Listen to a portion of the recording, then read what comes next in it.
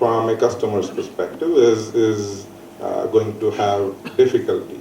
It is somewhat similar to in the web domain, reliance on ad revenues or over-reliance on ad revenues, and we have all seen later that that is something that people started questioning quite a bit. So similar things in clean tech, similar things in many other domains. So how the money is flowing, where it is coming from, how many hands it is changing through, that is something that I do look forward to. Do look for. It gives me certain perception about risks. These are qualitative perceptions, can't really quantify them substantially very well. I also look at the newness of the business model from a variety of angles. Have I seen this before? If the business model is very familiar, well established, well proven, etc., well, that's a good thing from one point. But then, what is the differentiation? Why would this particular business, this particular team, this particular implementation be better at it than all the other competitors? So there need to be probably, or we would at least look for, some other aspects in the team or in the idea or in the product that is substantially different compared to what the competitors are selling.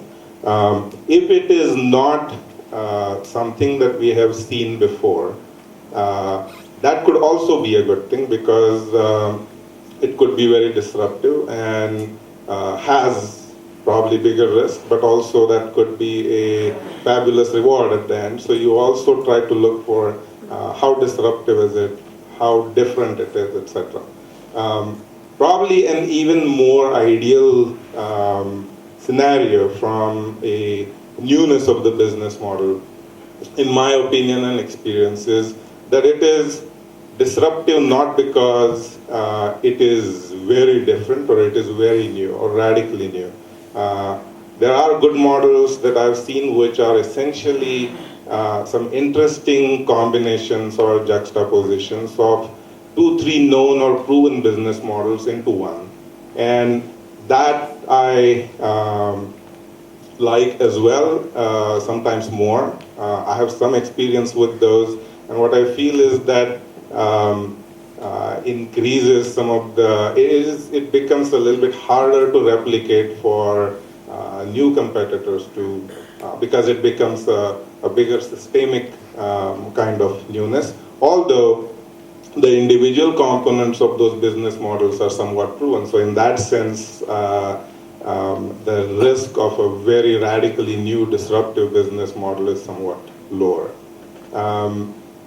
After that, I also look for what are the control points and kind of power centers in this overall business model. Who is it with? Your gives and gets, if you just list them down, who gives what to whom, you kind of start getting the feel for who wields the power in this entire particular business model and how much of it is this particular business holding. I've seen business models where the vendor and supplier boundary, vendor and customer boundaries were also blurring, and some of those in many contexts, gave us a little bit of a pause, because the power was way too concentrated away from that particular business.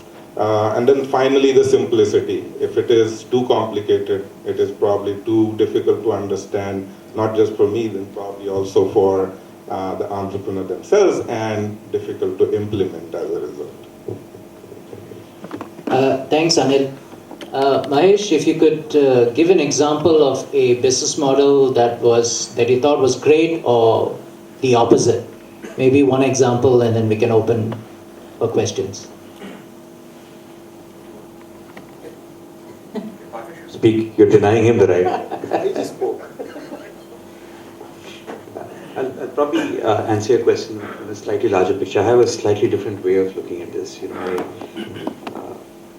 For me, when people, when I'm asked by entrepreneurs, I have a radical business model, I tend to de-jargonify, which is kind of the anti-consultant thing, with all due apologies. So For me, business model is somewhat simplified into this phrase, "पैसे कैसे बनाओगे," right?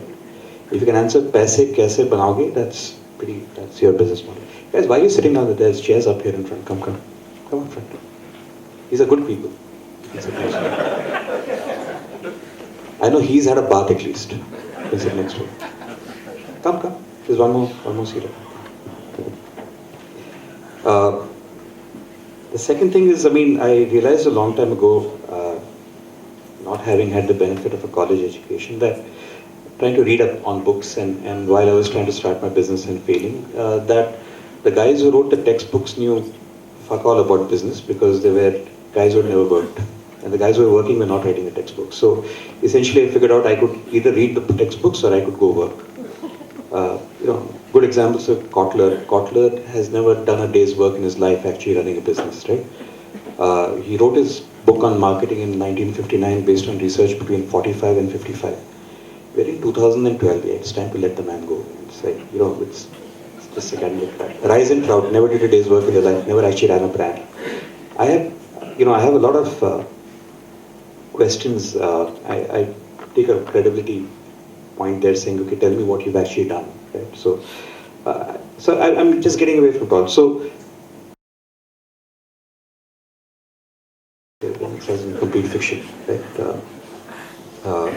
It has no validity, and there is no ability to predict your future revenue. So all these MBA grads who go and work at consultancies and pull the bottom right hand corner of the Excel spreadsheet out till all the columns and all the rows get filled up and get paid a lot of money for it. They're essentially bullshit artists, right? So and I keep looking at those numbers and saying, so Gartner said this sector will be 18 billion in 2015. So I said, dear analyst, why the F are you sitting on a $40,000 job? Go start that, no? If you believe it's so big.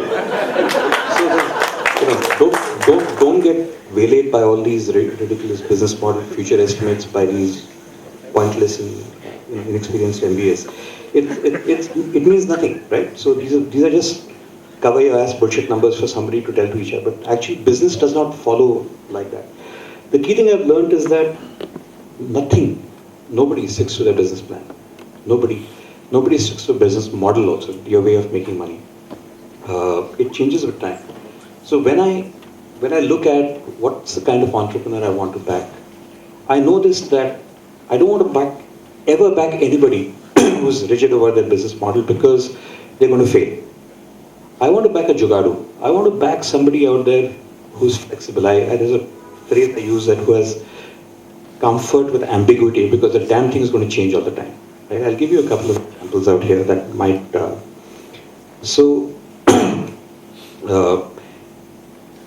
I'll give you something from a company that I started myself and something from a company I funded. So, please, the only reason I give this is not particular egoism, it's just I know these cases a little better.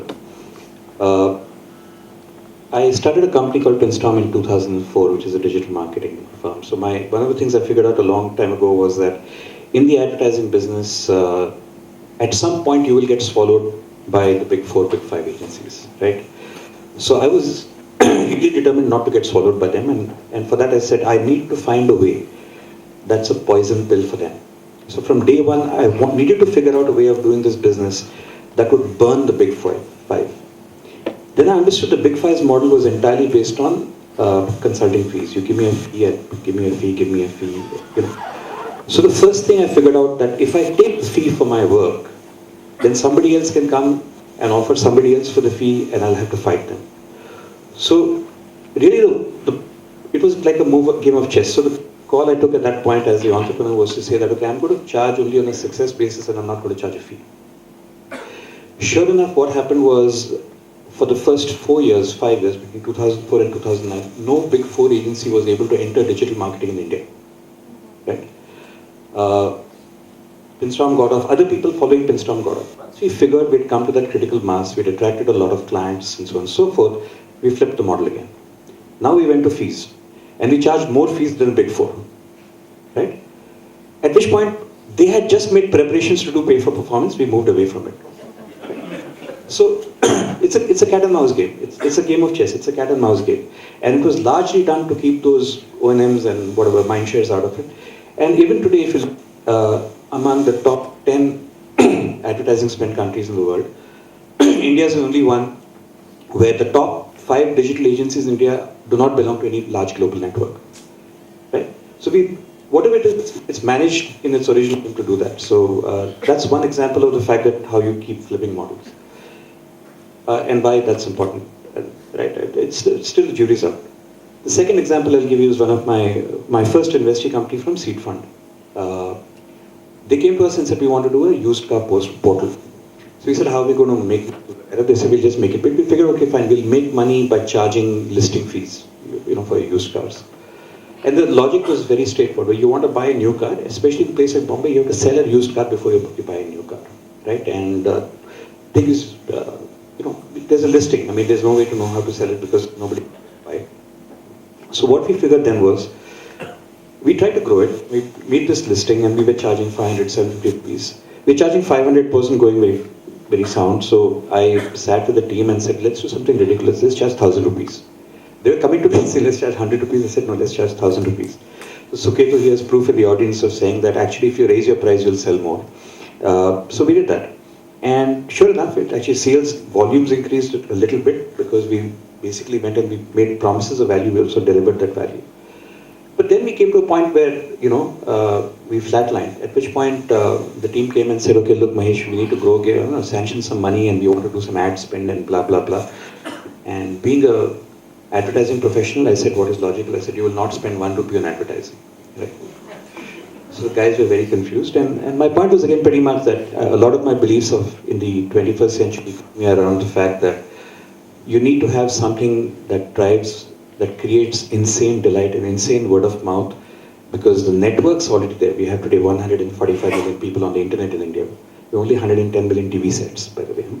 So it is a mass medium. You have the ability to push a message through the network if it's powerful enough. So I said, go back and see what you can do with the product. I'll give you money to do the product. I won't give you money to do advertising, and see what you can do to drive word of mouth usage. The guys are very pissed off at me, but they went back and said, okay, what is the real problem in used cars we're trying to solve? This is the problem they figured out was, when you're trying to sell a car, you don't know how much it's worth, because you go to your Mundu garage and he tells you it's 1 lakh. Somebody else tells you it's 75,000. One guy under the tree says, I'll give you 60,000. One guy says 1.25 lakh. You have no idea. We said, okay, let's look at RTO data and look at past transaction data and actually see if we can create a formula. The nice word for formula is algorithm. So I want to impress you as algorithm, but actually it's formula. Okay? Maruti, Zen VXI 1970, whatever 1985 model, so many miles, Thane registration, how much should it be worth? What we did was we just put it together on a site, the database, and said, okay, fine, come, we have a free used car pricing guide. The traffic went up 6 times in the next 6 months. Right? So essentially we are by now the largest site in India, ad spend 0. And then these guys came up and said, how do we grow now? Because there's only so much money we can make from used car listing. We said, okay, fine. Now we know that we are selling used cars worth 3 lakhs. Now the guy who's in the market for a used car worth 3 lakhs could also be in the market for a new car worth 3 lakhs. So why don't we start putting up not listings, but putting up information about new cars and sell advertising to all the car companies. So we did that, and within a few years we had 5-8 crores of such advertising. Then we said, okay, people are coming to look at me for a car. Why don't I see if I can actually sell them a car? So we started selling cars, and today the company sells 1,200 cars a month on the phone every month. It is the single largest car dealership in India, not too many people.